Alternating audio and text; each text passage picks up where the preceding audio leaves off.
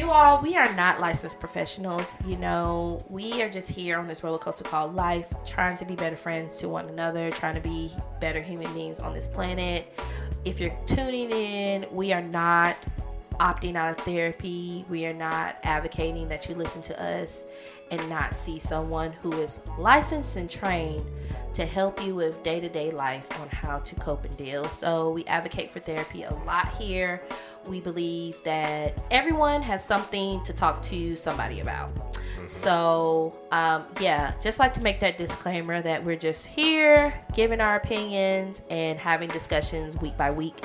And we're hoping that, you know, maybe you can find something useful, or if at least find a little humor in this terrible, terrible rock we call the world. In other words, if you listen to our advice and you get popped in the mouth, don't at us. Yeah, don't at me because you may get popped in the mouth again.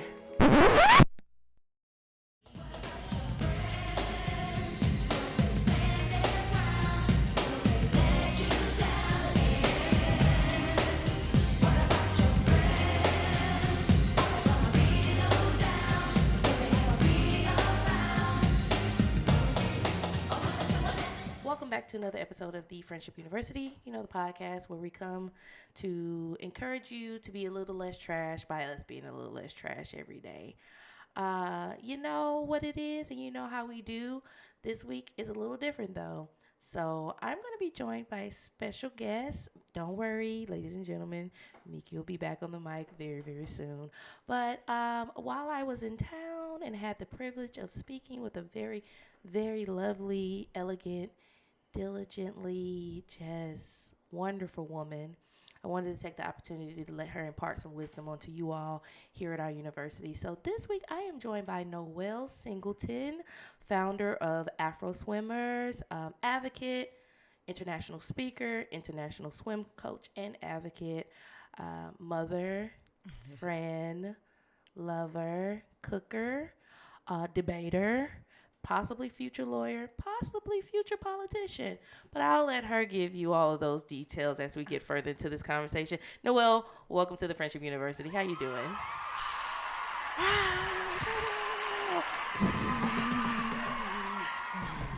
The crowd goes wild. Hi. Hey, friend. Thank you for that beautiful introduction. It's nothing like being celebrated by the people who you know love you. Very well deserved. You taught me that. You said if you don't celebrate yourself, no one else will. I did say that. And you know, I'm at a place in my life now where I'm realizing I was very wise at a young age. And now all of that wisdom is coming back to kick me in the butt. And I'm honored. Fair. How's your week been? Your last 7 days? I don't remember the last 7 days. You don't remember the last 7 days, okay. Mom life.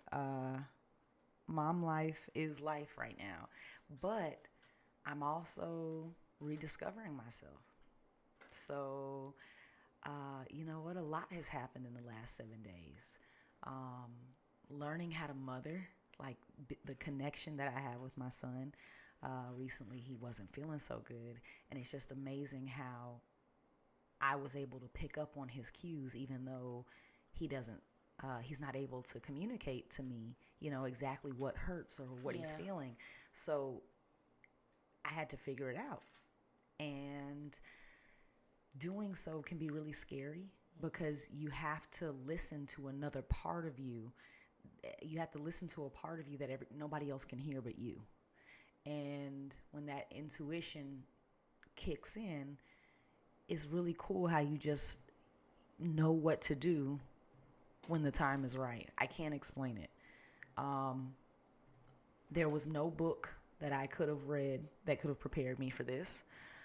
Becoming a mom has been the most challenging thing I've ever gone through. I said put stuff on Do Not Disturb, and here is my computer embarrassing me. So sorry. Go on. Are you sorry? I am. I apologize. I thought I put it in Do Not Disturb, but you know when you wear many hats, Sometimes your mind gets beside yourself. I do appreciate that. We're actually going to get very, very deep into mom life with you, and what that looks like in other conversations. So we have a couple of segments here that we do every week. We can't do. Miki is normally in charge of our bizarre friendship segment where we explore friends that you never thought existed. We have seen. Wait, what do you mean friends? We've seen presidents and strippers that were best friends before. We have seen. I'm not surprised by that. Yeah, well, you know, you just we've seen our last animal president friends. was hanging out with porn stars. Yes, but these are people that you wouldn't. We've seen singers and actresses that you didn't think. I think one time Miki talked about how Marilyn Monroe and Billie Holiday were really good friends, and Billie Holiday actually opened up a lot of doors. I mean, Marilyn Monroe actually opened up a lot of doors for Billie Holiday because she used to perform at clubs, and she was like, "I'm not going to perform here anymore unless you let my friend Billie Holiday perform as well." So just bizarre, talking about just white allyship. Yes. Right, pairs you just didn't know existed. So we will pause that for this week, and we'll just hop right into the school news. That's a little segment that we kind of deep dive into pop culture. We talk about what's going on in the world. Sometimes it has some things to do with friendship, and sometimes it's just gossip because that's what you do when you're in the student union. So, yes, this week, okay. Wendy Williams, girl, this would have been, you would have had a smorgasbord of a week if you were still in the tell-all business.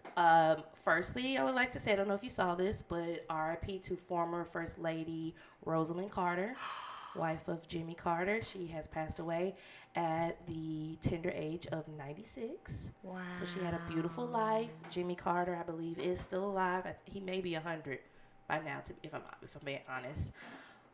They were married for 77 years. Wow.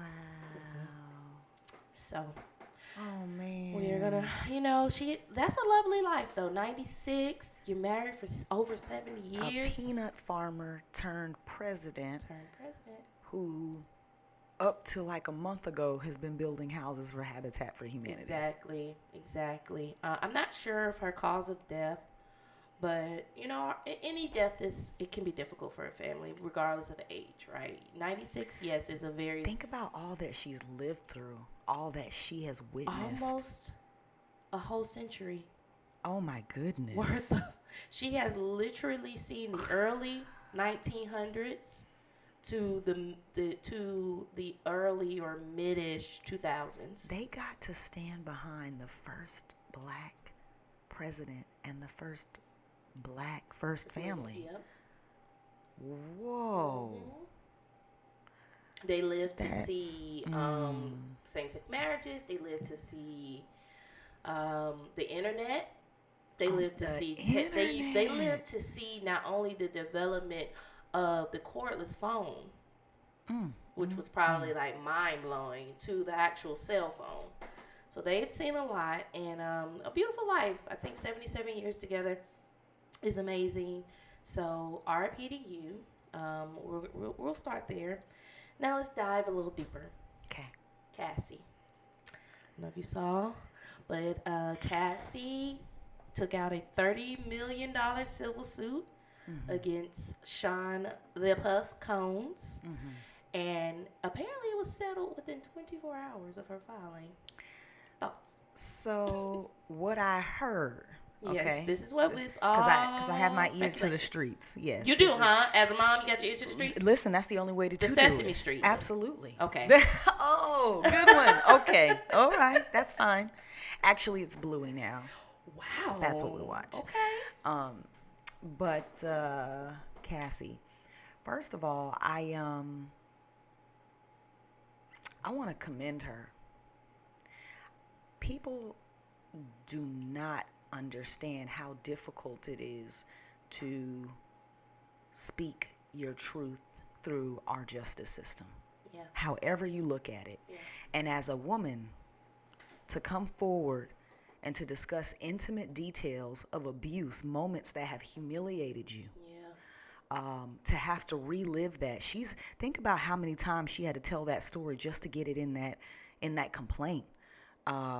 think about the amount of people she had to tell that same story to over and over and over again. The amount of time she had to relive it. She had to, because in order to sue, I'm sure she had to talk to her lawyers. Then they bring in investigators, experts, because they were prepared to go to trial. The amount of times that she's had to, the amount of time it took her to write that level of trauma on paper, and then basically she just handed that to the world, because anything you file in court is public information. So in a way, whether he settled or not, she did what she came to do, because now we have legal documentation of this man's behavior. There's been speculation for years. Right. And apparently this wasn't her first time coming after him in this way. Like, she's filed before. I'm not sure what happened, but I've heard that she has been filing. I'm not surprised by that. And, domestic violence is a really serious issue and something that we really do need to discuss within our community. I've seen people on social media making jokes about some of the stuff. So one person said she was just thirsty, and she just wanted to get money, and married. I think the man she's married to is pretty well off. Absolutely, but it's not even just about that. It's the fact that as a woman, there are certain attacks that are automatically considered. And so just seeing how she's been dehumanized just by complaining about it. How the way she's been attacked. And it makes me sad, because everyone has something to say until you're on the other side of it. That's true. And I just want people to have more empathy towards people who come forward and choose voluntarily to open up their secrets with our public service so that they can get justice. Yeah, and she had to consider that, right? Like, she didn't want to willingly give that information to us, but there was no choice. She knew that those records would be public and someone would more than likely get their hands on it. What I want to know is, like, I know how it happens, but there has to be some kind of leakage that happens in the system, right? Like, somebody comes across her name, and they're like, oh, this is it. Because nobody was checking for Cassie in the sense of, like, her filing motions against people, right? Oh, no. So they have people on the team that are routinely checking courthouse documents to see if any celebrities have. This was public. They had a whole PR team built. All of this was built into the case. The public opinion was built in. So who broke because I thought TMZ broke the news. A $30 million lawsuit to a mogul like Diddy, that's gonna end up on anybody's news. I don't think anybody had to leak that. That's a pretty hefty lawsuit. And yes, he's rich and he can afford that particular. He could afford to pay her off and to finish everything. But I'm not surprised. I'm just sad. Like, think about all that we've overcome as a society. It's like, why are we still having this conversation? Because free will exists and everybody makes choices every day. Sometimes those choices are not great, and they affect other people in a very horrific way, unfortunately. Yeah, for me, it was the perversion. Like, she said this man raped her. Yeah. She said she was forced to have sex with prostitutes in front of him. It was pretty graphic. Like, it's really disappointing, and it really makes me question, think about that performance he put on for the world when Kim Porter died. He acted like the love of my life, even though I haven't been with you in a monogamous relationship in over a decade. And a lot of people thought that was beautiful, but I thought it was typical. I thought it was a red flag. That's not how you treated this woman when she was alive. You weren't even with her. And now that we find this out about how he treated Cassie, I'm very curious to know how he was treating her. There's a reason why she didn't stay now. Yeah, and she couldn't she couldn't do a clean break because of their children, right? They have kids together, so it's like I can't completely X you out of my life because we have these kids together. But it's been coming out now. It's been coming out now that people say he may have had something to do. Something with the shrink. I don't know. Oh, he was listen. I don't know. Where there's smoke, there's fire. Absolutely. Okay, that's what the old folks say. That's what they say. Okay. That's what they say. That's what they say. Okay. For you all who do not know, we are in the Pacific Northwest, and Noelle has a very, very mellow and soft voice, but she is Southern. She is a Southern belle. I am. Cornbreads, cabbage, grits. Oh, can I say something? I would like to make a public service announcement right now. If you say something. I want everyone to know that sugar does not go in grits. It is disrespectful to our ancestors. It is disrespectful to grits everywhere. Okay. Grits are savory, okay? Mm-hmm.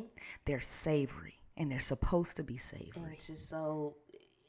Eat a bowl of oatmeal is what she's saying. If you want to put sugar in a grain, go ahead and eat some oatmeal. Go get some oatmeal. Go get some cream of wheat, but you leave the grits alone. That's her PSA. So yes, anyone who knows me knows how I feel about Diddy. How I've always said I felt about Puff Daddy. I've never thought he was a good person. I think the first time I really thought about the way that Diddy has done a lot of people wrong in the music industry, I may have been in college. And there was a video that came out. I don't know if this guy still does YouTube videos, but it was called Puffy is Poison. And he was being funny. He was a comedian. And he ran through, I'm not even over-exaggerating, no less than 24 artists. Some we knew, some we didn't, that have come through the hands of Sean Combs. What happened to Day 26? What happened to Shine? He went to jail. What happened to Where's Carl Thomas? Oh my goodness. Thank God married the J. Thigh Blige, got it from under him and went on to another label because Lord knows what would have happened if she stayed there. Faith Evans, thank God she moved on to Surviving Diddy. Can't wait to see it. So I've always been very vocal, and I just have really never. I look at him and I just don't see good. But that's my personal opinion. People thought I was crazy. Well, I'm not saying this validates it because I don't know the truth. But and he does have his philanthropic efforts. You know, he just donated, I think, $1 million to Howard University. You know, so these things are not substitutes. Absolutely not. These things are not appropriate. They don't make up for bad behavior. Absolutely not, especially against other human beings. Yes, but also especially against women. Like, come on, we know better now. What if I think Fantasia said it best?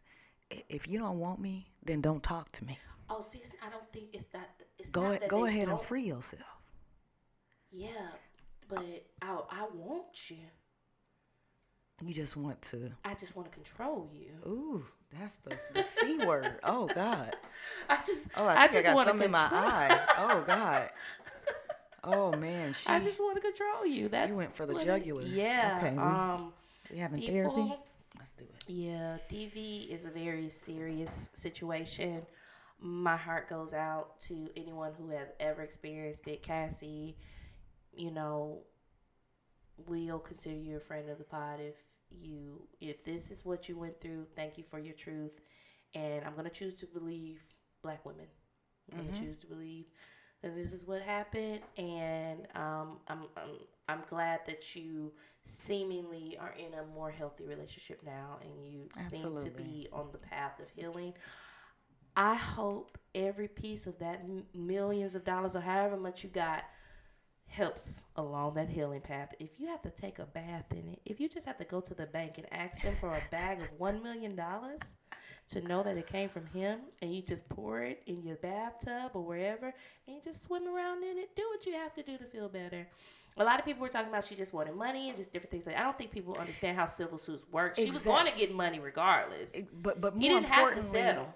Just wanting money is not enough to put yourself through that process. Mm-mm. It's not enough, especially when you're talking about something as personal Yeah. and transformative as domestic violence. And domestic violence cases, when you actually want to prosecute, are tough. Yeah.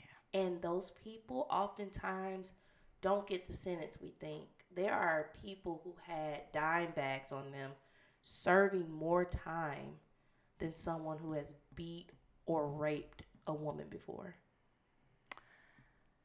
You know, we've been watching this TV show called All Rise.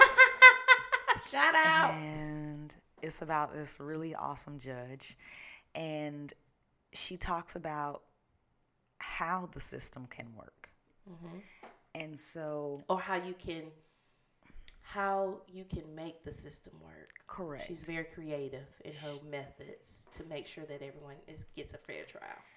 And it's been showing me that we as Americans, I think a lot of us take for granted the freedoms that our Constitution provides for us. Like, we can openly criticize our government, verbally, yeah, not be prosecuted or and in persecuted. writing.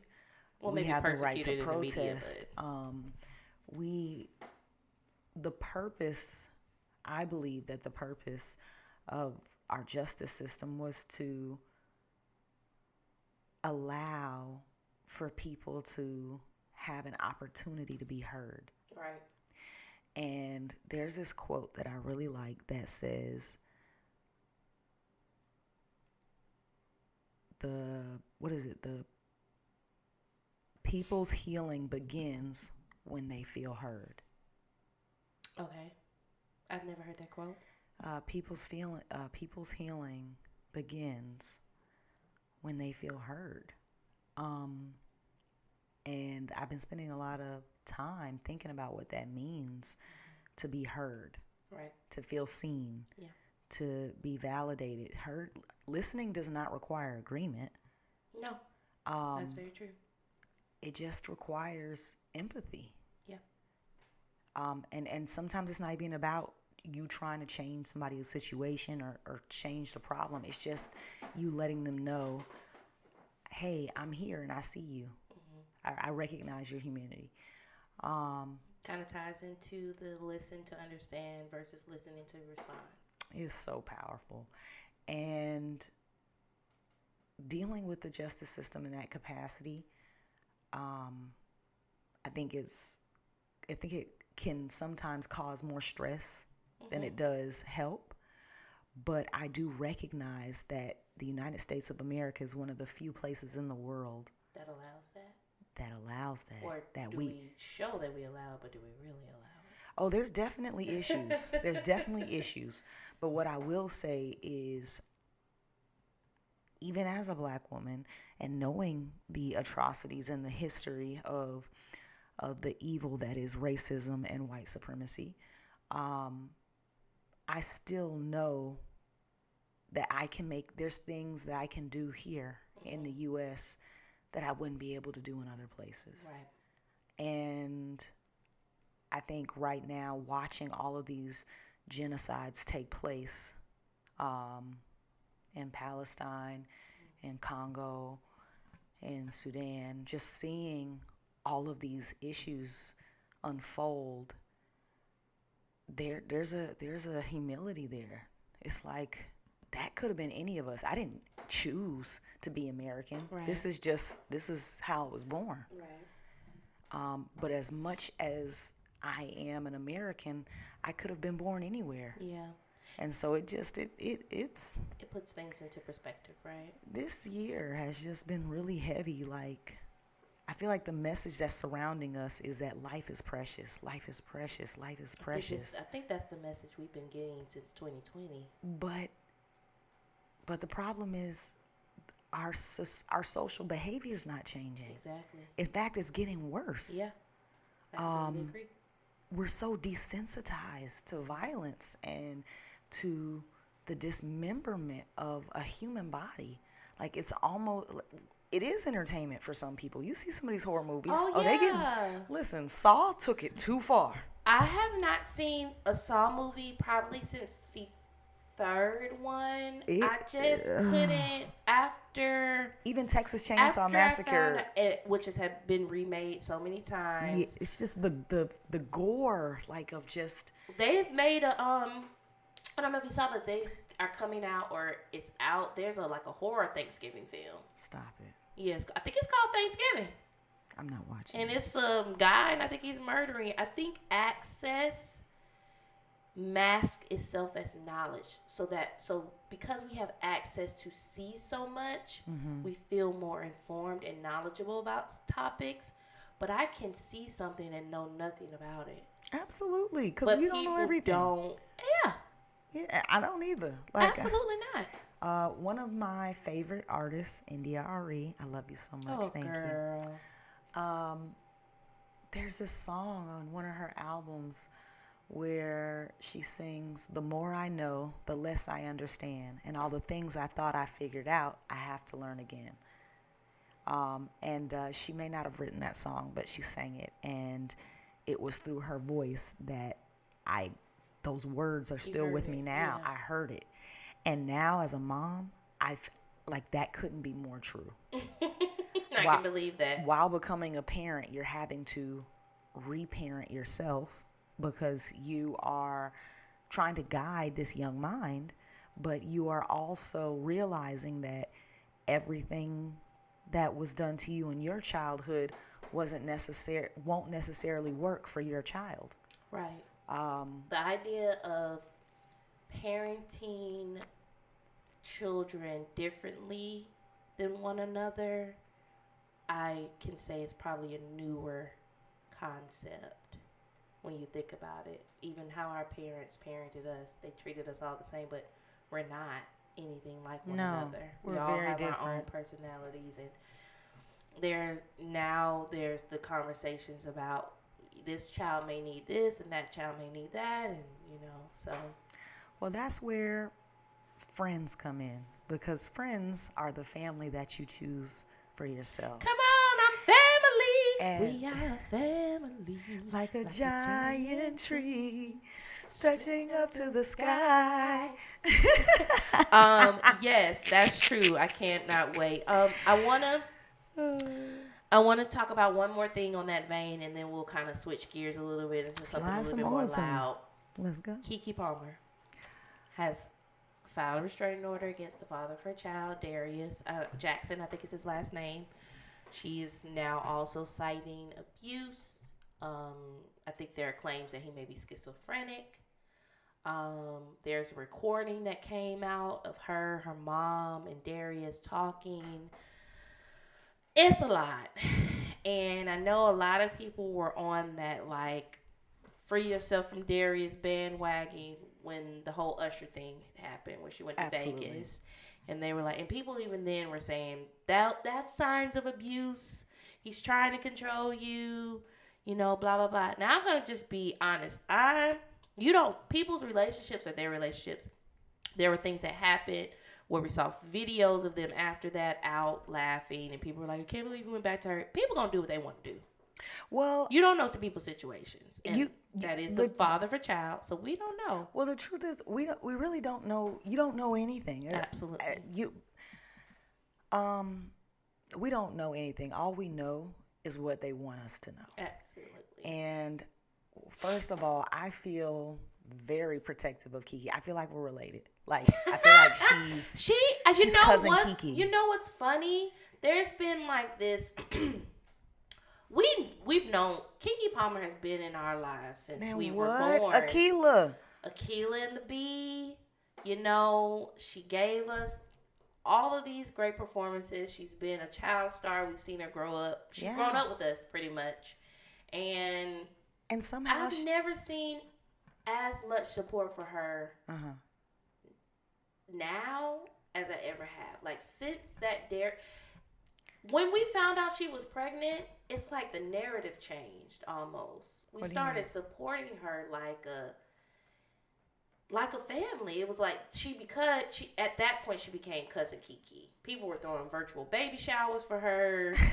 They were just like, this is our baby. We're so excited for you.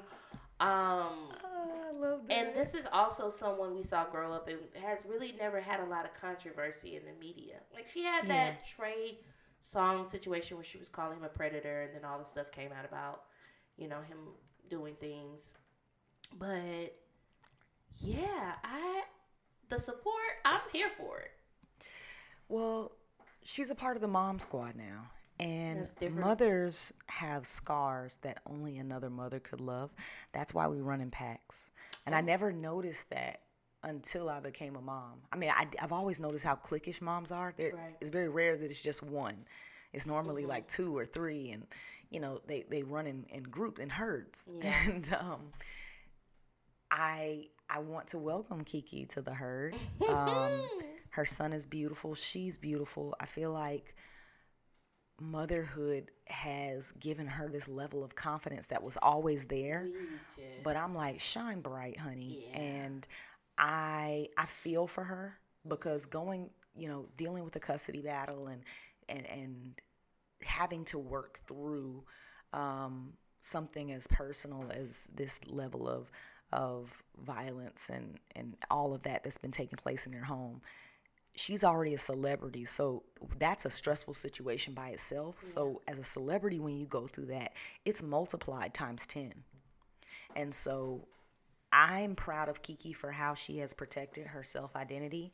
I feel like she says what she wants to say. I feel like she shows up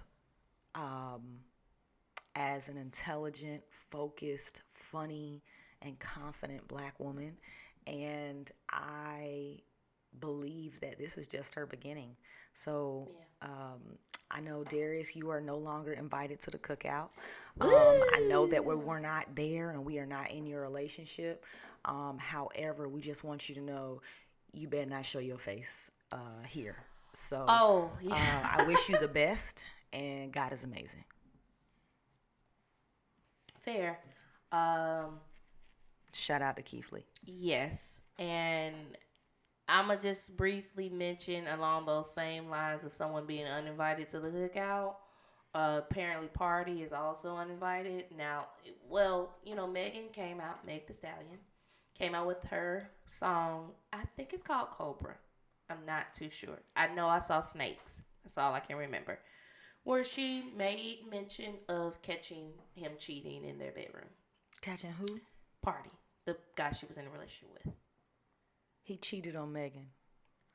Right. And now he just came out with a rebuttal where he said some things in his song about some of the things that they did. So Megan girl, you too. We're rooting for you. You know what? People just be hurt, man. And Meg young. I don't think people understand when you young, beautiful, rich, and you don't have, she doesn't have parents, right? I don't know what kind of guidance she does have right now. But I can only imagine having the access that she has and not having someone who I know I can really trust, it's really held me down, like my mom around, to tell me. Everybody can't trust their mama. I just want to put that out there. You're right. You're right about that. So right maybe about that. She does have that. It's just, since she lost her mom, that doesn't mean that she doesn't have mother-like figures. No, you're right. And she could. as successable as she's been, somebody's guiding her, and they're doing a good job. The girl They're got doing her college degree. Professionally, She's though, got a but nursing home. We all make our own decisions, right? Somebody can tell you what they feel, even give you advice, like, hey, I see you going down a road that I've been down before, but people are going to do what they want to do. That's why I was talking about with Keke Palmer when the whole situation happened with the Usher, and then she was with Darius again. I'm like, people are going to do what they want to do. And she looked amazing, you by have the way. to let I'm gonna get that people, it's nothing you could do from letting adults especially make their own choices. So you just got to let them jiggle. You gotta let them jiggle. You just got to let them jiggle. Amen. You want to explain what that means to your listeners? I don't really remember, if I'm being honest. I told you that. So earlier, when Christian and I were in college, we used to do this game where if you were walking around the house without a bra on and you were trying to have a serious conversation, somebody would come and flip your boob. Okay, now that you said that sparked my memory. She started that game. Christian, I don't think did I not. actually was a willing proponent in the creation of that because Listen, I listen. am a. Excuse me. Let me just make this declaration real Ma'am. quick because now you have boobs now that you become a mom. Oh, I But have in college, very wonderful boobs. in college, Noelle's boobs were not small, but they fit her frame in the sense that she was a petite woman. I was So rocking she was, yes. It was a solid B cup. Yes. It was a solid B cup. I, on the other hand, have been a part of the big titty brigade since I was in 5th grade. I have had Go ahead and drop that letter. boobs. I'm past size a are they? triple D. Let's just say that. triple D? I'm in numbers that Victoria's Secret does not carry. Victoria's Secret stops at triple D. I have to go to the big girl store.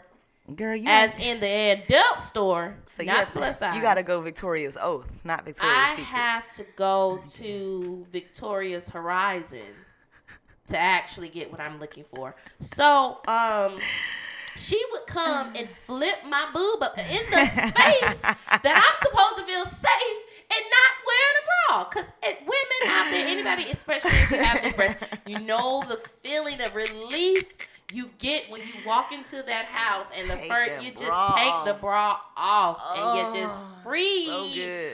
Give us free. So she would just, and I'm like, I just want to live. That's Listen, it. You know what? Thank you for your theatrics. I'm just we will nominate you for next year's award. So but let it jiggle. So boobing each other has always been a thing, and in fact, our enduring term for each other is booby. Yes. And so now that we are adults and we're together, I think we were watching All Rise, and the judge was walking in, and she had on this beautiful dress, and like she looked so confident, and she looked good. And the top of it was like crisscross, so you could see just a little bit of cleavage. Yep, and just there was just so much jiggle and movement, and for me, I was like, my God, if I'm distracted by this, I can't imagine what like a boob man must see when he sees something like that. And let me tell y'all something. I breastfeed my son, and it's been an amazing experience. And he's 21. On his road to 2. Yes, he's on his road to 2. He's 21 months old. 2024, he will be 2 years old. And so we're still nursing, and the way he looks at me when I take my shirt off, it is the cutest thing, but it's just also... That's why you can't... Noelle's been trying to wean her son off of breastfeeding for quite some time, but she thinks it's cute, and he knows that. Listen, it is not about that at all. It's about our bond, and it's also about his comfort and his immune system, and just letting him be a kid. Right. And I realize, like, when he nurses, my son rubs my back. He makes direct eye contact with me, and then sometimes he sings to my boobs while he's eating. He makes these little sounds like, wow. That's a mother's... I don't know that. It's all of it, though. It's so beautiful. Motherhood is so many things, and breastfeeding was something that I was actually able to enjoy during my transition becoming a mom, and I am so honored and grateful. And I just want to publicly say a fed baby is a fed baby, so whatever you had to do to feed your baby, kudos to you. Yeah. I had a lot of issues during my pregnancy, and a lot of medical issues, and so there were a lot of parts of my motherhood experience that I didn't get to enjoy. Right. But breastfeeding came natural to me. I've always known how to do it, and my son is just, he's so happy. Yeah. He runs to me. When I go he can now say booby, actually. Yes, booby? He goes, I like it. I like it. I like booby. I like it. And they try to paint the picture that, like, kids just want to breastfeed on everything. But I'll be honest, like, I've taken care of your son many a time. He's never tried to go for my boob. It's only when you walk in the door, it's like, booby? Cause he knows I got the ain't nothing like the real thing, baby. He also knows this milk is very dried up. There's nothing there. Actually, it's Oh God. dust. That's it. There's nothing there. Not yet. Maybe when I get pregnant and I have my first child, because I have not gone through that. But maybe that milk. Sis, thing I will don't know come in. what you gonna do. Cause if those things get any bigger, I don't know what to tell you're you. gonna have to I have started you're gonna developing have a breasts professional in fourth titty grade. holder. You're gonna have to have Probably. somebody to walk around. It's gonna be and like hold Coming your... to America. Just carry me, just hold them up, just please, for the love of God. Yes. So, Oh God. hearts again out. Anyone experiencing domestic violence, we hope that you get the help that you're seeking. Our prayers are with you. Mm-hmm. In a better line of news, Yes. Sha'Carri Richardson was named the USA Track and Field Female Athlete of the Year. Put some respect on her. Congratulations, girl. Yay. Excellent, excellent, excellent. You had, again, young, talented, gifted. Life comes at you fast. Life comes at you fast when you're living regular, everyday life. And by regular, I don't mean like regular. to count you out, but celebrities and people who are in the spotlight just live mid. a different life.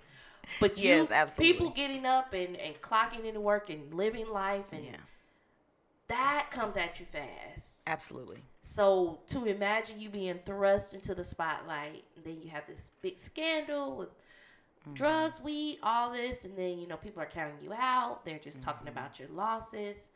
I think this was really great. I'm very, very happy for her, for sure. Oh my goodness, I'm proud of her too.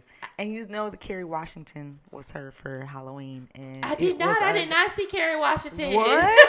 It's adorable. Listen, Sha'Carri, you better go ahead with your bad self and don't change for nobody, because you are gorgeous, you are smart, you are loved, and the world is better with you in it. So come through, sis. Yes, absolutely. The New York governor, Kathy Hochul, signed a Clean Slate Act. This is going to be to help formerly incarcerated individuals secure jobs and other opportunities. So I want to say this would apply to like nonviolent or certain drug charges for people. It doesn't apply to like molesters or rapists or anything like that. But their records will now be sealed, so that when they apply to jobs or they try to get into school, they won't be able to see that moving forward. I actually agree with that. The reason why is because our justice system is not always just. Absolutely. So everybody who is in jail is not supposed to be there.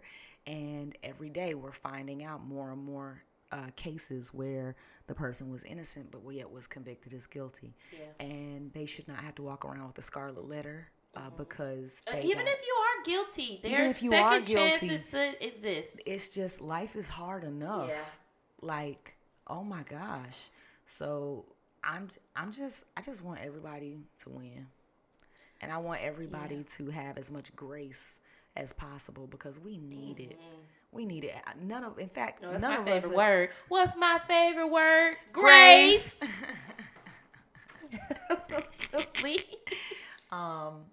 I agree.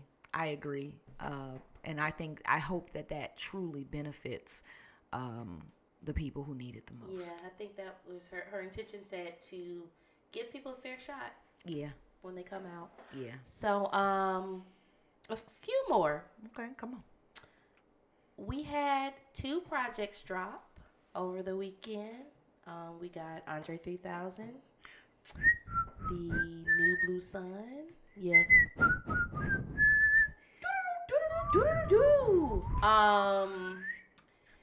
And we got 2 Chainz and Lil Wayne dropping a collab album, College Grove.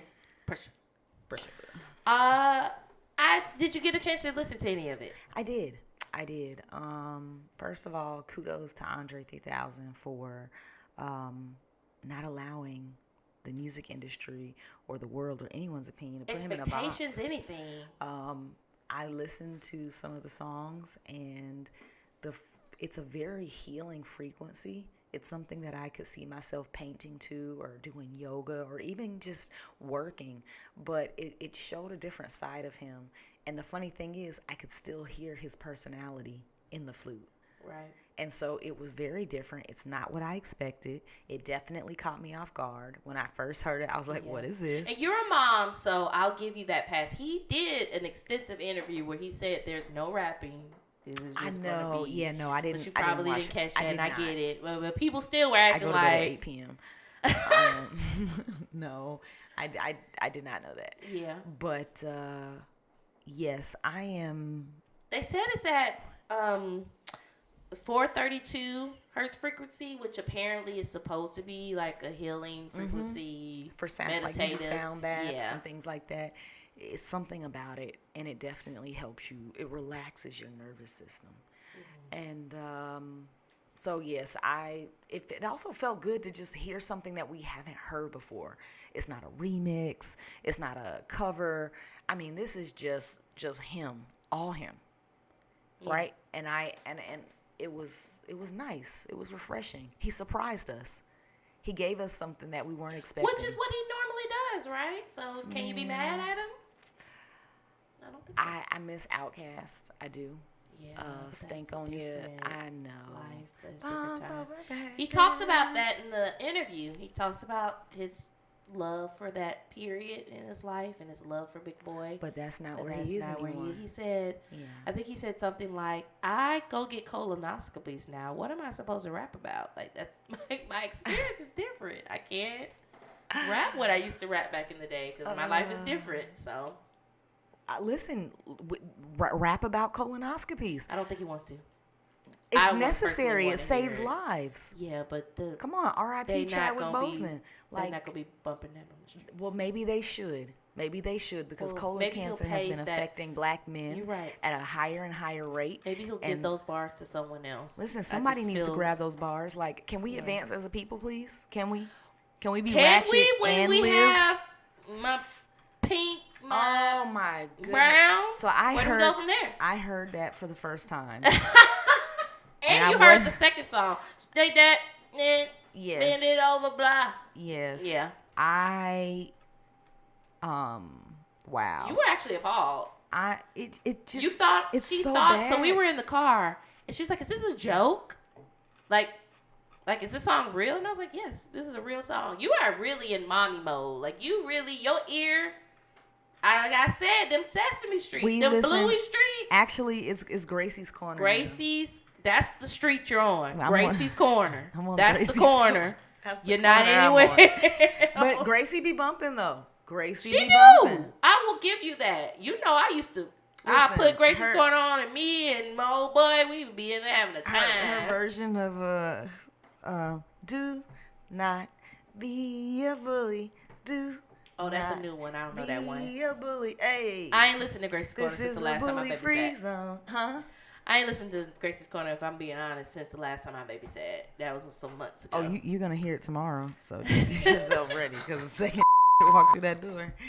I get it. Yeah, she was appalled, but I listened to College Grove, 2 Chainz, and Lil Wayne.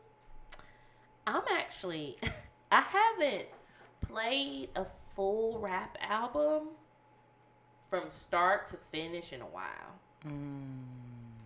And I played it from start to finish today. And I need to listen to things a couple of times. I'm actually someone who loves to listen to things in cars or like in certain headphones so I can get the full experience. But I will probably be rolling to that album. College Grove will probably be in my rotation. You know what album I've been bumping to really hard lately? Which one? The Bodyguard soundtrack. Whitney Houston. Let me tell you something.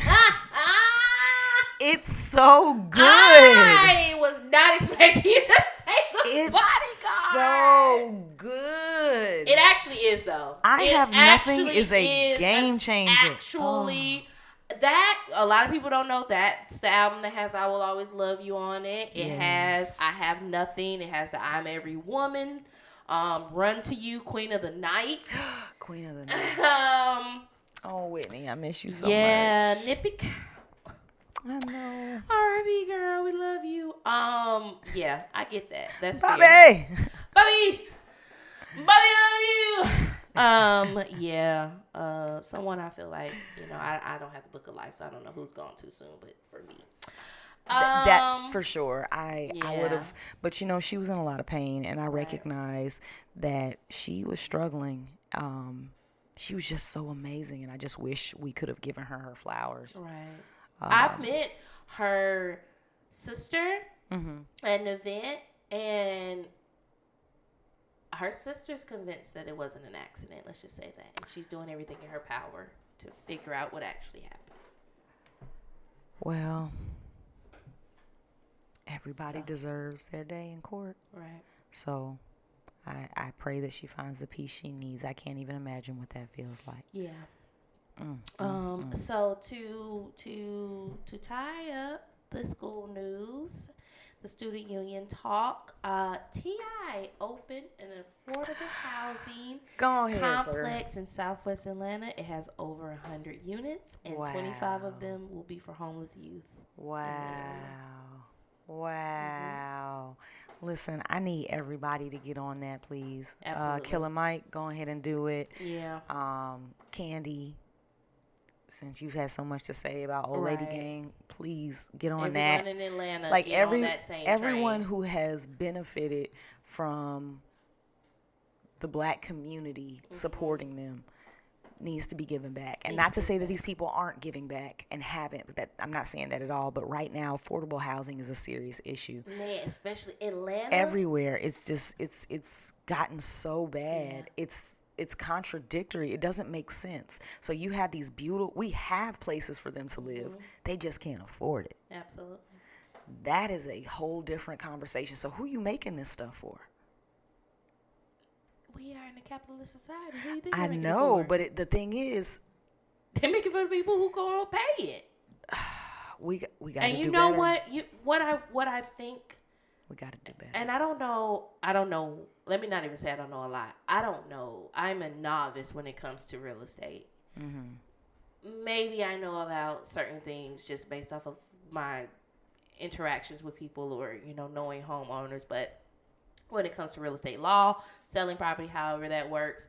But I honestly feel like what happened was when there was a surge in people starting to go to school, like post-secondary education, like universities and colleges, there was this thing happening where pricing was expensive, but they just didn't realize it, or even we didn't realize it, because we weren't technically paying for it out of pocket. We were doing loans. We were doing all these kinds of things. So we weren't really counting the cost of how much. And I think that played a part in rising the cost of living in some of these areas, or like what people saw that they could get for these units. Because I know people who were going to like Georgia State and living in a 3-bedroom apartment, and they're paying $1,000 each.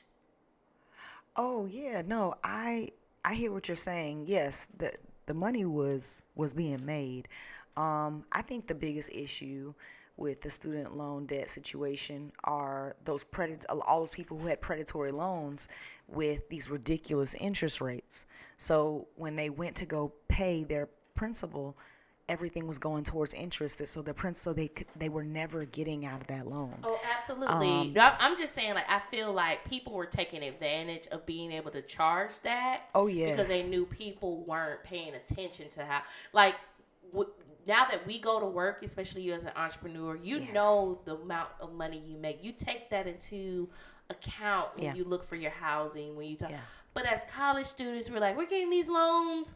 Wherever I gotta live, I'm gonna live. I'll pay $1,000. That seems reasonable, right? But you're not thinking about that's $1,000 times each of us living in this apartment. No, it's out of control. The greed is outrageous. People are making some more money than they could ever spend, and it's like I'm just not with it. I'm not with it. To whom much is given, much is required, and life's not easy for anyone, but if I have enough to give, I'm going to give it. Absolutely. I agree. You know how I feel. I'm going to have my homeless shelter one day. It's going to be a mega mall. So we're going to get into this week's topic. I talked a lot about Noelle's titles and a lot of the things that she's done. That doesn't even scratch the surface of what you've accomplished since I've known you. And there's way more to come. There was way more before me. But I thought this week we could talk about the developmental stages of your friendships and parenting. Oh, God. How friendships have changed, if they have changed. What parenting has taught you about friendship, your view on it, your empathy in relationship and friendship now, what that looks like, and all those good things. So let's start with becoming a parent. And for me, I feel like the moment, and I say that as someone who has never had a child, but for me, I feel like the moment you become a parent is the moment you found out you have conceived and you are now growing something in your body. Yeah. So let's take it from there. That moment where you were like, well, there's a bun in that oven. I was in denial for about 3 days. Oh, girl, how? You I just got the club shut up. How are you in denial? Oh, my goodness. Don't say that. I'm just saying.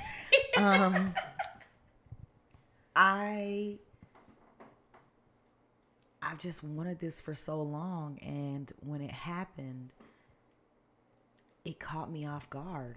Like, I didn't realize that it could happen so easily for me. Because let's back it up then. You've had a little bit of a history with some issues. PCOS is what your first. No. It was. Or endometriosis. I was misdiagnosed with endometriosis. I do not have endometriosis, and I never had it. But I was told that I had it. Right. And I'm very grateful that that was not the diagnosis, but I was having a hard time with my ovaries. And now that I have given birth, things have gotten a lot better. Okay. But man, it's tough being a woman. Oh my goodness. The stuff we go through. Let me just say, I know. The stuff we go through. But yes, I went through a lot dealing with doctors, and it was a rough journey, but I'm here. But yes, I was misdiagnosed with endometriosis, and I was literally taking medicine for something that I didn't have. Yeah. So, from the moment of you becoming a parent, talk a little bit about how you saw your friendship dynamics change, if they changed at all. They definitely changed. Okay. Before I became a mom, I had a lot of friends. Yeah, you really did. I had a lot of friends. She's like, I don't know, if you ever grew up in church or you have the grandmother who knows everyone in town and you're like staying after church because they have to speak to literally every single person that walks out that door. That was Noelle, except she wasn't 82. She was 22. and she talked to every single person that we knew. Yes, I'm not going to debate that. That's true. Yeah. Which is great. I've always loved that about you. You're such a people person. Oh, thank you, friend. Yeah. Thank you for seeing me. Becoming a mom, I definitely transitioned into more of an awareness of my environment, of people's intentions and motives. It was almost like this superpower that activated, and we're going to call it discernment. Okay. It became stronger after I became a mother, but I also felt more vulnerable once I became a mom, because it's almost like your heart is walking around outside of your chest. The thing that you love the most is no longer inside of your body, protected and safe, where just you can access it. It's free to to move. So this is like post when you give birth. Yeah, Okay. postpartum, and it's not instant. The movies have done a really good job of portraying motherhood as like this magical moment, and everything is so beautiful, and you're gonna cry these happy tears. Sometimes you're crying because of postpartum depression or postpartum anxiety. Sometimes you're crying because you're sleep deprived. Sometimes you're crying because the baby is crying and you don't know why, and it makes you feel guilty. There's so many things that I feel like about motherhood that were not talked about. And I learned a lot through my experience, and I did prepare. And I was disappointed in the things that I was told to prepare for, because none of that preparation, I feel like, served me once I was going through the desert that is postpartum. And I say it's a desert because it's lonely, it's hot, because you're going to be sweating. You did. You did Oh say my you were God. sweating a lot. See, Because they you don't. used to be cold all the time. Well, when I became Nasir's mom, my body temperature went all the way through the roof. I don't even know the scientific study behind that. That's crazy. But basically, to make a long story short, the giving birth is such a major event in the body. Your hormones, when they start to drop, once you're no longer pregnant, that shift can cause you to have a version of night sweats. And so I would wake up just drenched, like I ran a marathon from my sleep. At one point, I was like, is the baby peeing? Am I peeing? Who's peeing? Whose is this? Who's peeing on me? It was me. It was not pee. It was sweat. And it was just crazy watching my body go through all of these transformations. And it was lonely, because when you're going through all of that, it's just you going through that. Yeah. The people around you aren't going through that. And it was hard. It was really hard. And I love being a mom, and I love being my son's mom. I don't love some of the things that I went through to become a mom. And I'm seeing a lot more people speak up about these things, and it makes me feel very validated. But I'm like, if we're going to talk about this, let's talk about it. Let's be honest about what's really going on in that room, and the version of you that's going to go back home with that baby, because it is not going to be who you were before you went in there. And so how did that changed version of you start to affect the friendships that you had? Well, one, the level of empathy and involvement that I was getting from my friends. I realized that several of my relationships were not reciprocal, because once I became a mom, my son became my priority. And so I didn't have that extra time to catch up and send text messages and pop up at people's house who I haven't talked to in a while, like the things that I would do in the past. And so it caused me to take a back seat. And so I was no longer the lead in these relationships. And some of the people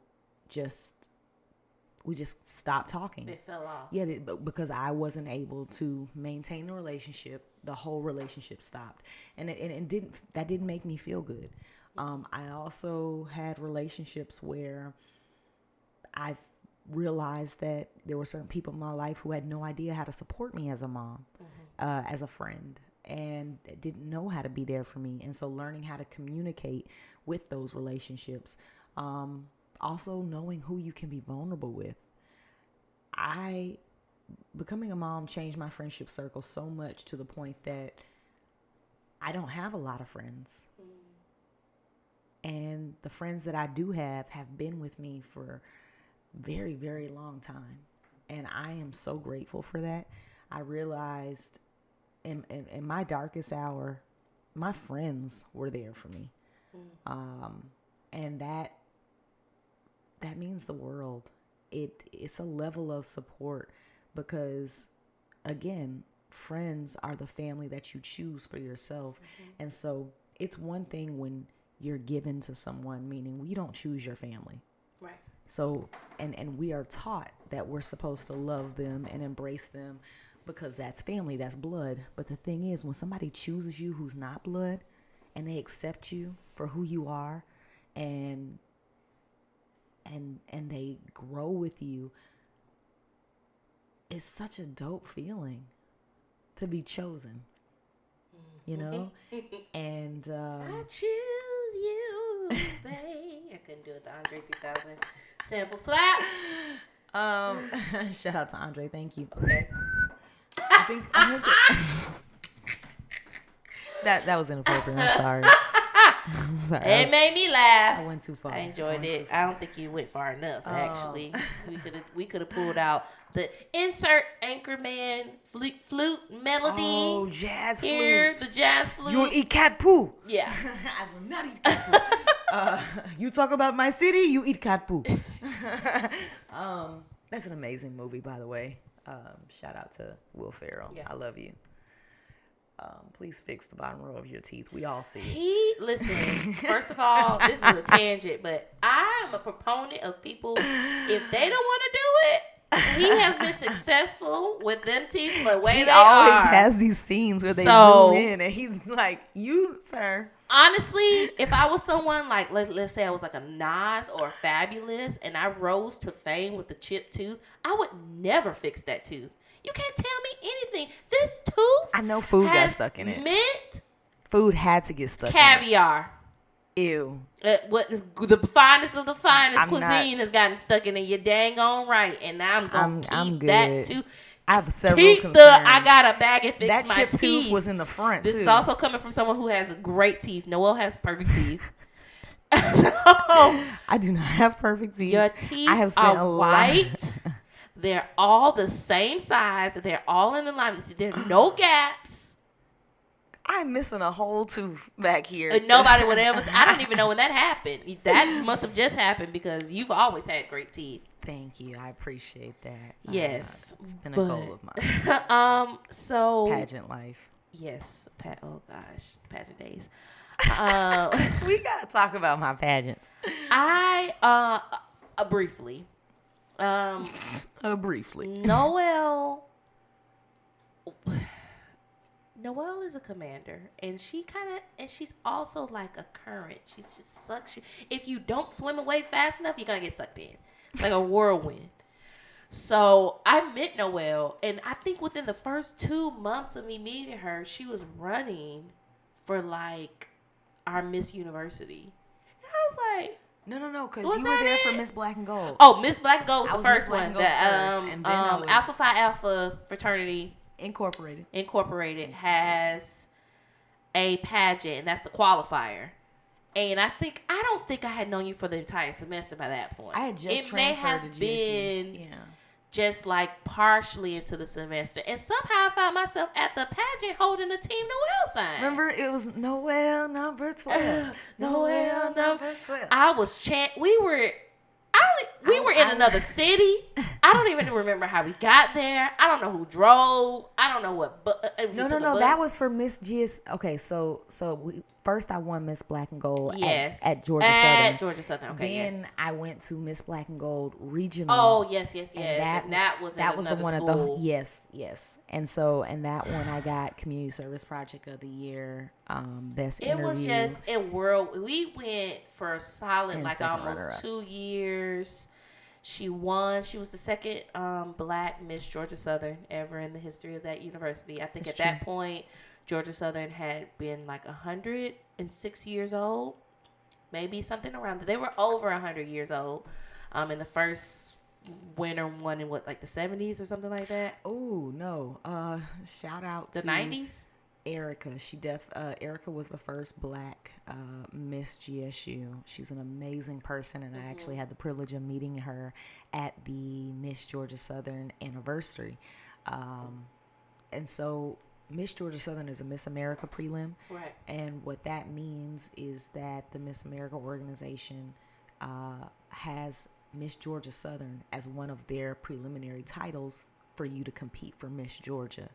And so Erica was the first Black Miss GSU. And then several years later, it was me. Decades. It was decades? It was decades later. How old is Erica? Oh, Erica, if you listening to this, please forgive me. It's not even about her age. I distinctly remember looking at it and I was like, this has been a long time. It has been yes. There was a healthy gap there. It And was. she won with natural hair, and not even just. And this is no shade to my curly hair girlies because I am a curly hair girly. But when I say natural hair, I mean a short cut. Halle Berry Halle Berry is what we called her because she had the Halle Berry cut and she got up there and she graced that stage. So that's actually good. Let's think about that. So you had a lot of friends, a lot of supporters in that time of your life, and a lot of people of that time period carried over. Well, When some people some carried over. when you got pregnant and had your son, what did those relationships then turn into, and the outcome of what they turned into? How did that affect you?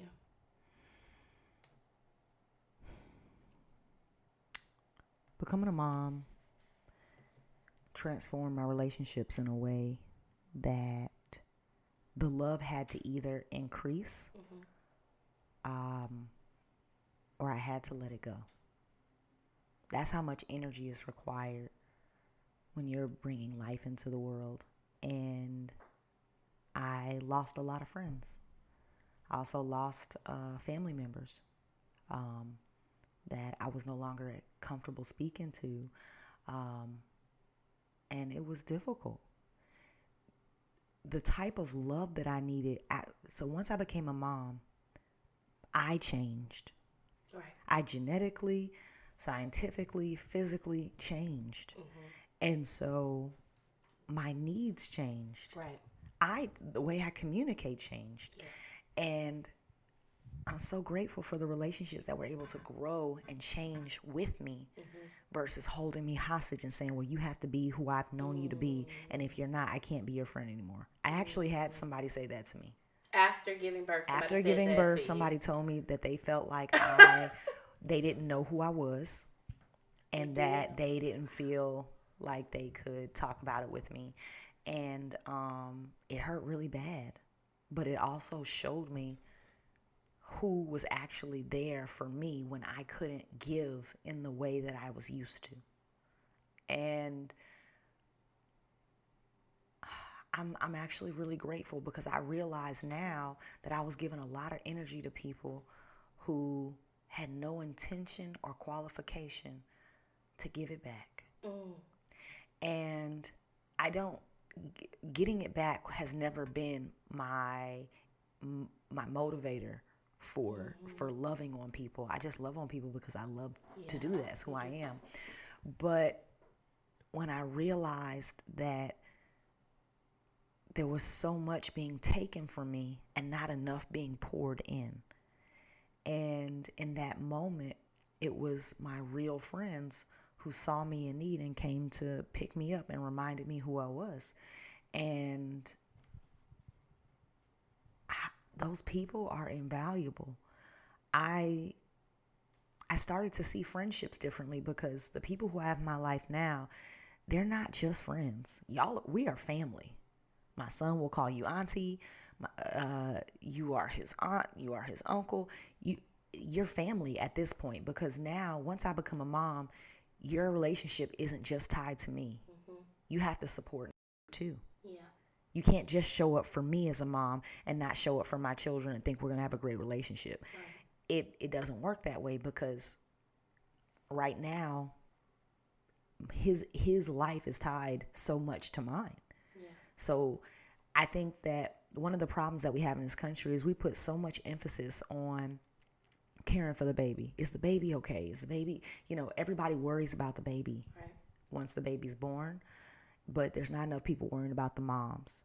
And so I also after I became a mom, my friendships changed too because my values changed. So there were certain things that used to be okay that I thought were fun. And then I became a mom and I saw things differently. And I realized I don't want to do that anymore. Right. And so now the part of me that was connecting to some of these relationships died. And but here's the cool part. Yes, I experienced a lot of loss, but I also gained some really awesome relationships. I was able to open up my heart to people who I knew would accept my voice and would give me a place to speak and to be heard. And I have been the love that I needed to get through my postpartum. It came from people that I never expected. So yes, so I got what I needed. I just didn't get it from the people I thought I was going to get it from. And that surprised me. It really did.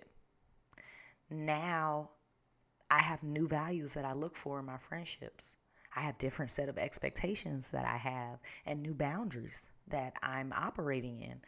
And it's all so new. Like, in a lot of ways, I kind of feel like a teenager because I'm relearning life while watching someone that grew inside of me learn life for the first time and You kind of experience. are. I mean, you're seeing it through their eyes. You're growing new life. Yes, it's crazy to watch. And there's nothing that can prepare you for it.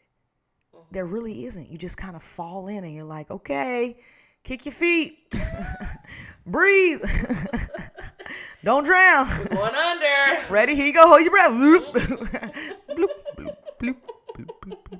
Which is interesting because you, as a swim advocate and instructor and coach, exactly, I am definite. You are taught to prepare for the water, but you're also taught to prepare for things that the water can do that you don't know can happen at a moment's instant. Yes, I believe that swimming is a life skill. Water safety is something that we really need to start putting more emphasis on. Drowning is 100% preventable. Mm-hmm. Please wear a life jacket. Please contact your local swim council or your local YMCA or aquatic facility for lessons and access to organizations and information if you need resources. Yes, being able to respect the water and understand that you can't control the water. The water can control you, but you can't control the water. So what swimmers do is we learn how to manipulate our bodies to move through the water, move with it. It's a flow. And when you're in that flow, it takes less effort to be in the flow than it does to fight the water and resist. And so it's a surrendering that takes place. And just when you start to feel like you're gonna sink, the water scoops you up from underneath you and holds you up so you can breathe. How cool is that? Water literally can hold you above water so you can breathe. It's called buoyancy. And to me, that's like it. To having a child. It's kind of like having a kid because you have to surrender. The thing is, I don't control him. And it's not about control. It's about reverence and respect. You don't control his personality. Right. Well, right. I'm teaching him, yes. Right. But even then, I don't control his behavior either. Girl, these 2-year-olds are gangsters. Listen, when they say kids will be kids, they mean it. Oh, my goodness. Listen, I've never met anyone more rebellious than a 2-year-old. Or almost 2-year-old. He will, and I mean, I've had instances and just different kind of like interactions with a lot of kids. I've got siblings; they all have kids. It's just like a lot, and I've grown up around kids. But they're not all of them are the same, and no. I've never met anyone like. He will be hungry. But if you do not give him what he wants to eat, he will not eat. He will look at it and look at you and look back down at it. And wait for me. And wait. And then it's like, okay, you're in a silent protest. Let's do it. And it's a sight to see, though, because he'll also tell you what he wants without telling you. And it's beautiful. So So you said your relationships changed, and Yeah. you ended up getting support from people that you never thought would actually be the people in your corner. Mm-hmm. Did becoming a mom get you to start interacting and opening up to people that you normally wouldn't have? Absolutely. Absolutely. Because it can be such a lonely journey. There's, when I was at home with the baby, there would be days where you haven't had a real conversation with an adult because you're in baby land. And it can just take over. Yeah. And you won't even see it creeping up on you.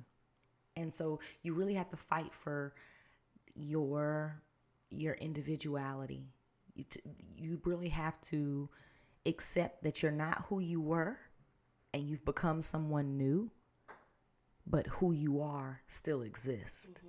That sounds like a lot, but it makes sense. It does sound like a lot. It is. It is. But it's really it's hard. It's so hard, but it's so rewarding. And I'm in it now. So I'm like, well, now I got to see what this was all for. Like, who is this kid going to be? Ooh, I can't wait. That's so exciting. It is. There's a girl on Instagram who has a running list of reasons not to get pregnant. I think she's at almost 200 reasons now. Please tag me. It is, some of the stuff that's been on that list is crazy. Like, you told me about lightning crotch. That's on the list. That's a real thing. It was horrible. I don't wish that on anybody. I'll tag you in it. But just seeing and hearing, it's like there are a lot of cons. Friendships changing included. Tell me about some of the pros. Ooh, one, the love. Like, children are so forgiving. One minute they're yelling at you, next minute they're wrapping their arms around you and trying to eat your nose. Two, it's a privilege. Mm-hmm. I get to show him life. Yeah. I get to teach him life. And he's learning by watching me go through life. And it's an honor. It's like I wear this proudly. It's a badge. Like, I have a cape. You do. I'm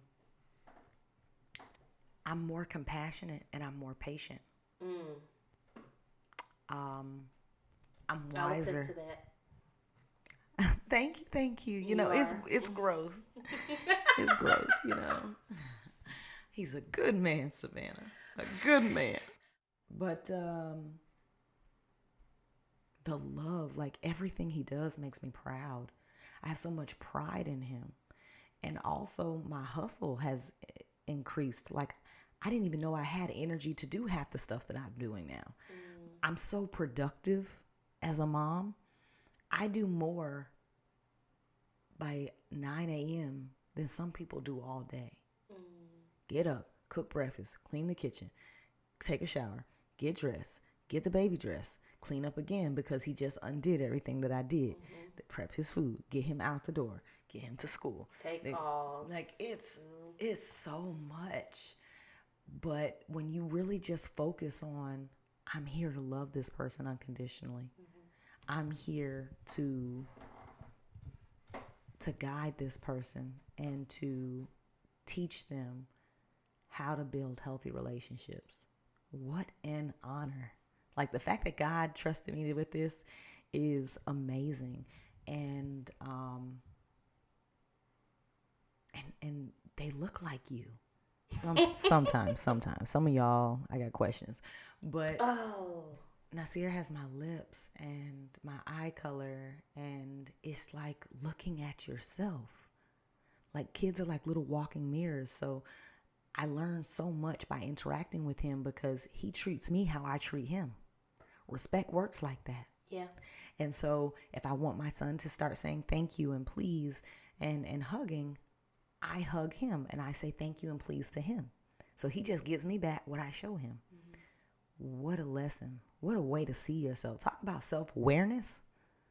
I've got a walking meme. That's actually a really, I mean, man. But also, Nasir does not play about me. If he sees me and he thinks that I'm sad, or if he sees someone doing something that he doesn't like if I'm holding another kid, he will come and like move that other kid out the way and then take my arm and wrap it around him. And if I try to let it go, he'll put it back.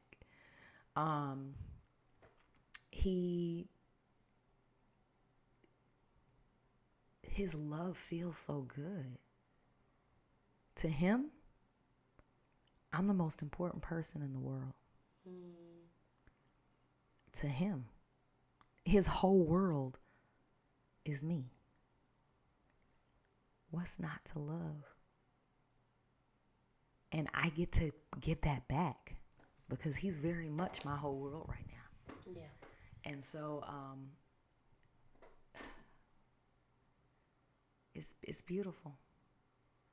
I would choose him again. If I had to go through everything that I went through, I would do it again to get Nasir. One day we'll dive a little bit deeper into some of the unfortunate and horrific events you had to go through during your pregnancy. Yeah. You talked a little bit about teaching him how to respond to people and relationship building.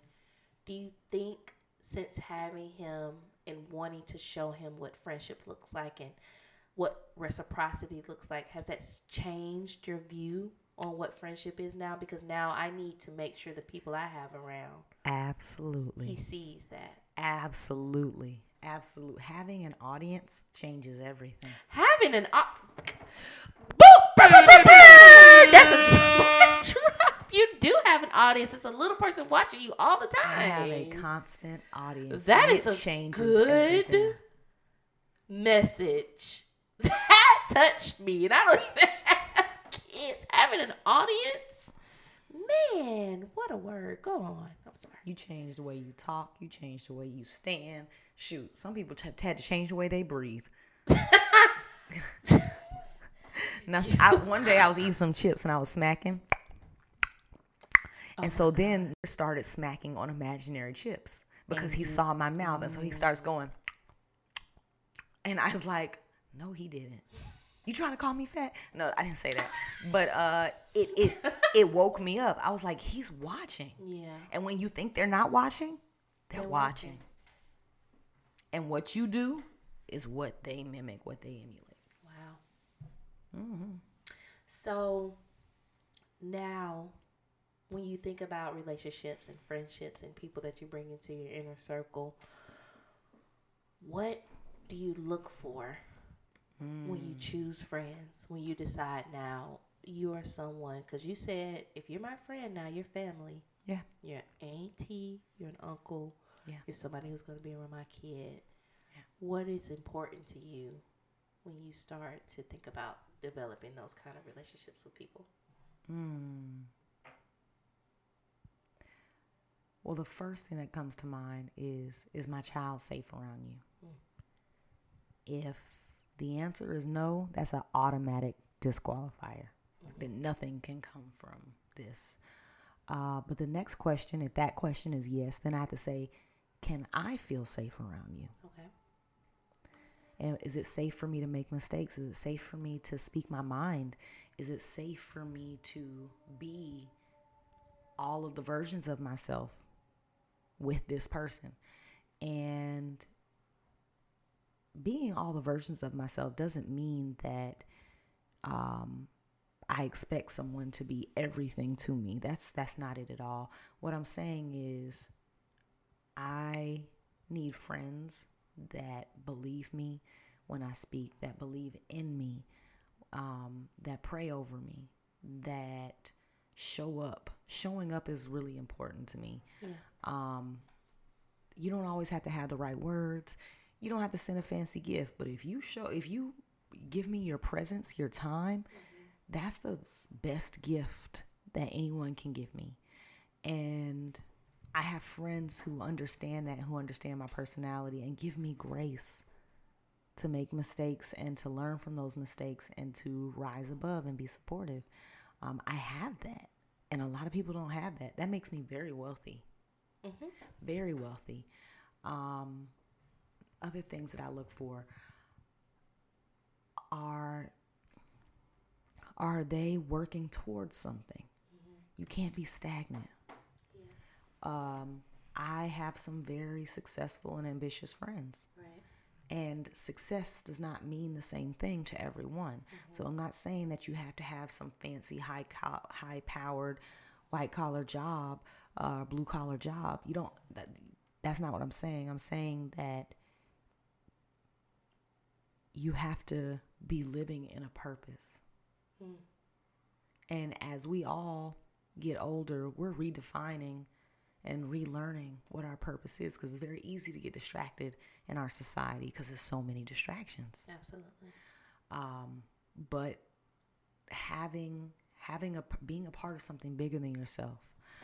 So for example, for me as a coach, I fight for drowning prevention and equity in swimming and in aquatics. That is my passion. And so it kind of so much of who I am stems from that part of me. My friends and the people that I surround myself with also have a passion that they're pulling from. And each one of us are all reaching for something, and we're holding each other up and pushing each other up as we climb. To me, that's the best support system you can have. Mm. Well said. So just a little bit more discussion on this, and then we'll draw her in and we'll finish this lecture for this episode. I know it's not technically old enough. He's your friend, yes. I think you would consider him a friend, right? We're friends. I'm his mom, but I'm also his You're friend. his friend. Yeah. But you know how we grew up in the "I'm not one of your little friends" Oh, tropes. absolutely. We grew up in a very different era, and what I'm realizing now is I want my son to feel safe around me. Mm-hmm. So what does friendship with your children now mean to you as being a mom? It's necessary. If I say or do something that hurts my child or makes them feel less than what they are, I want them to come to me. Mm-hmm. I want to be able to have that conversation. I want my son to be emotionally intelligent. Mm-hmm. I want him to be able to comfortable talking about his feelings, and I want him to know how to validate himself as a man. Yeah. And I want him to know that it's okay to cry. Mm-hmm. I want him to know that showing up is half the battle.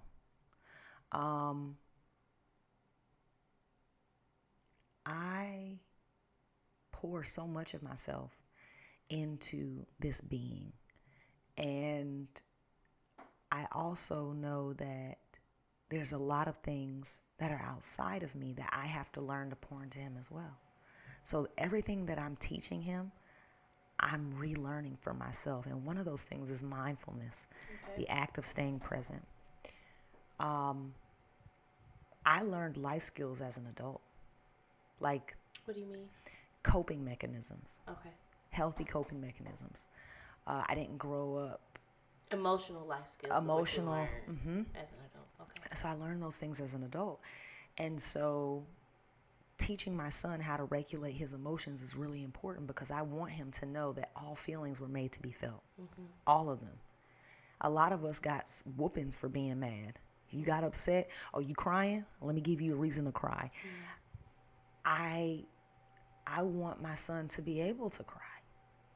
Safely. And it doesn't mean we don't have boundaries, and we talk about what healthy responses are to certain situations. Like, all of that's going to come.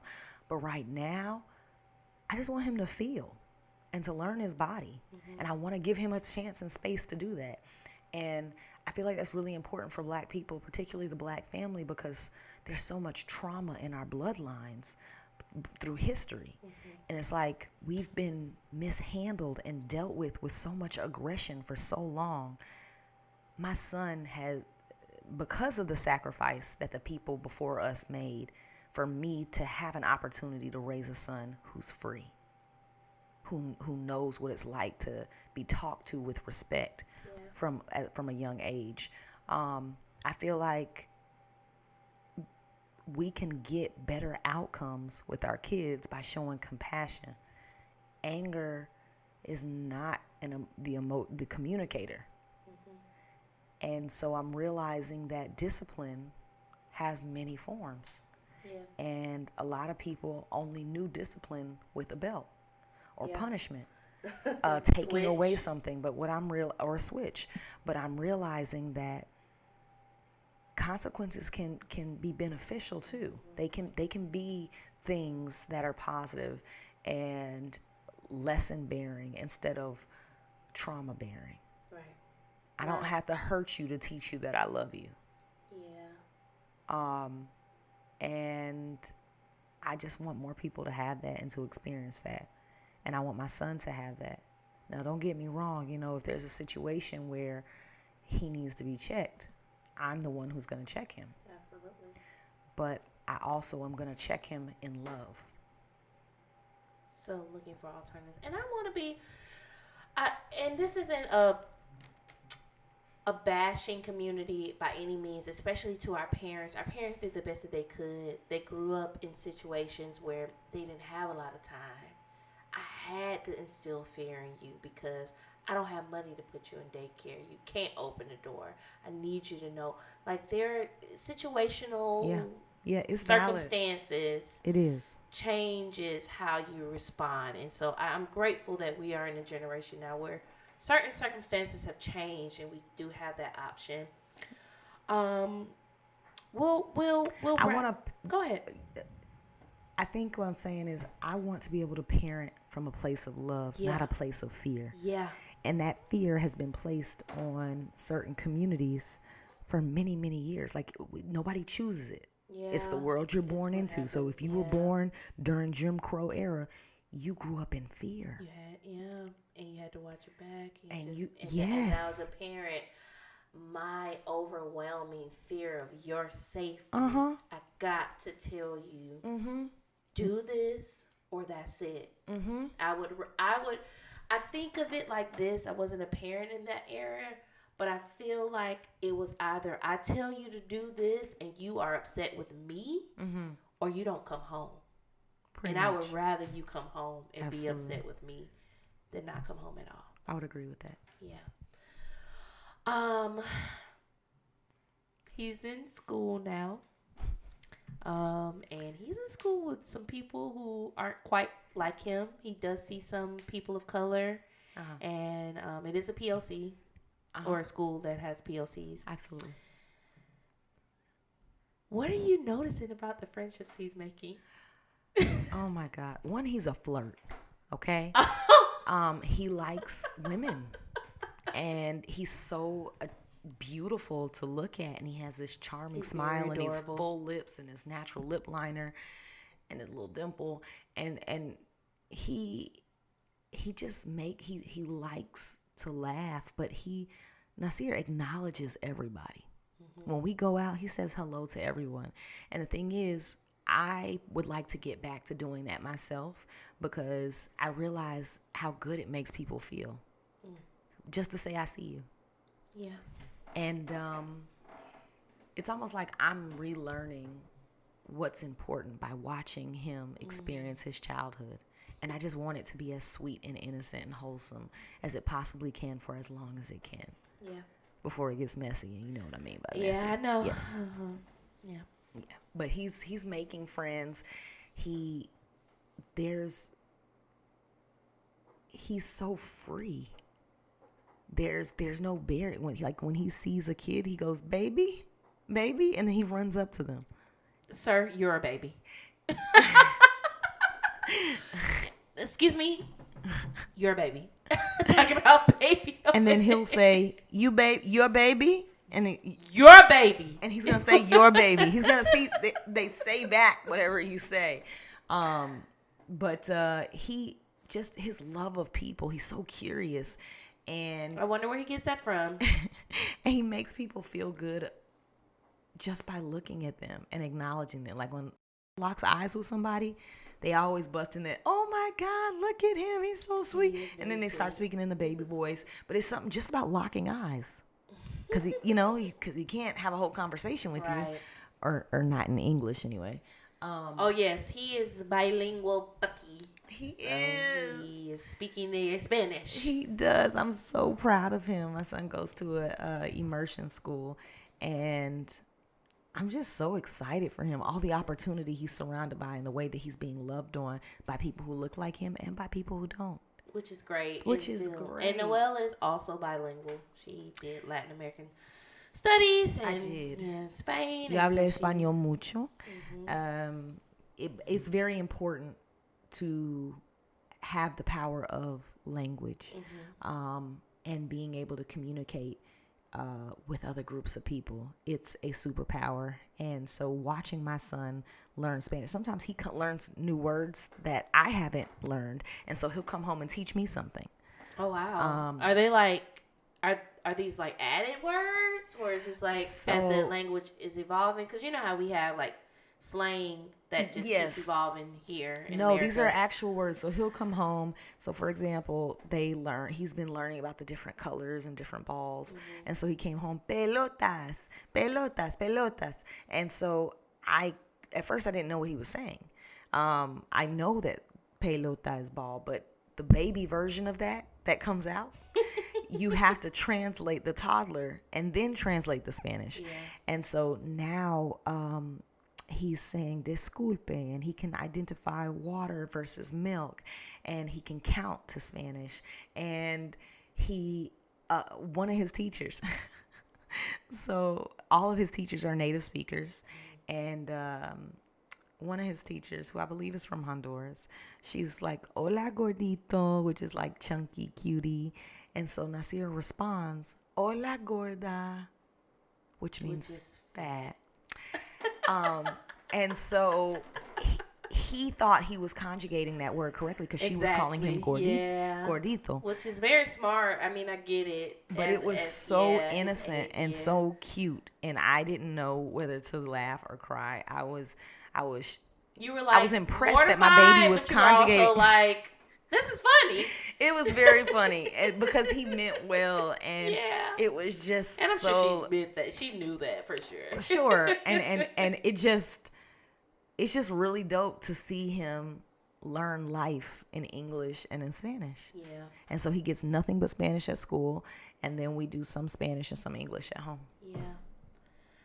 So he has friends who speak Spanish to him at school. Yes, he has friends who speak to him in Spanish at school. How do you feel about the kid dates? Have you done any? Play dates? Yeah, play dates. Oh, absolutely. They're required. Going on mom dates is a thing where you just meet up with another mom and we go to dinner and then we talk about our kids and then we just decompress together because it can be so much pressure and so stressful. I'm telling you, being with another mom, you feel so understood because they're going through it too. So mom dates are definitely required. And it's how when you're a parent, sometimes it can be hard to build relationships because we talk about our kids so much because we're so involved. Yeah. And so when you get around someone who doesn't have kids, it can kind of come off the wrong way. And so having those mom dates, it helps you stay connected to your humanity and your sanity. Your humanity and your sanity. But yes, and then sometimes you're so tired just from being in the cycle that the only way for you to get a break is for your kid to play with somebody else, especially if you have only one. So tell us what's actually happening on those play dates. Are the moms like in the back taking naps? Some of the I can't reveal all those secrets. Oh, okay. Some of that you gotta be there. But they are so fun. Some of the most amazing people that I've ever met, I've met through mom groups or mom connections, and the level of encouragement that these women give you. Oh my gosh, there's so much support. It's like, I can do this, like they're cheering for you, and they're like, do you need anything? I ordered you dinner. Like, it's a different level of care. It's beautiful. It's beautiful. Nobody's gonna love on you like your mom friend. I take offense to that because I feel like I'm But here's the a thing. lover. You I'm are not a mom though, but I get it. I don't take offense to it. I'm just joking. Trust me. There's a level you've of got major understanding I'll energy. never know. Until I'm a mom, I know for sure I will never know. But I want you to know that the love that I've gotten from you makes me a better mom. And so I'm really grateful for that. I love my little bubba. I know. He's so sweet. But it's also, I'm grateful to be able to go through this transition in front of you as well, because I know you believe in me. I know that you're on my side. And it's like, I don't want to let you down. So we got to see this through. We can't let that little one down. Absolutely not. If I got to carry you on my back, we going to the finish line. Okay. I think I feel good about that. I had another question and it is just leaving me now. I feel but good. knew that I would. Final thoughts on friendship and motherhood for the people out there for FU University, or I said FU University, Friendship University. Be careful who you choose as friends, because those relationships can make you or break you, and life can change in an instant. Ask yourself if the people that you give everything to will give everything to you if you need them. And I don't say that to say that you shouldn't keep people in your life if they can't give you what you've given them. I'm just saying be aware of who your support system is, because you never know when you're going to need them. And when it's time to activate, you want to activate the right people who are going to bring out the best in you. And so picking the right friends is very, very important in life. And I'm grateful that God set me up with some really dope sisters. You heard that here first from Noelle the Advocate, the swim advocate, aka Nasir's mom. And we usually end with a friendship quote of the day. Ooh. So I found this and I thought it was interesting. It says, press through and lean into those friends that will accept you rolling in late, babes in tow. Because motherhood is amazing, but it can also be very lonely. So hold tight to those who are willing to walk aside you on this journey. Author unknown. Rolling. That is the Friendship University. You all know where to find us on all socials. We are at Funny Podcast. That's FUNIPODCST. That's at Twitter. That's on Instagram. That is also on TikTok. Again, I'm doing my best for TikTok. You can also email us with anything that you would like to say. We are friendshipuniversity@gmail.com. I'm sorry. We are friendshipuniversitypodcast@gmail.com. You can find all of this information in the description box below. We have finished this episode. We'll see you next week. Peace.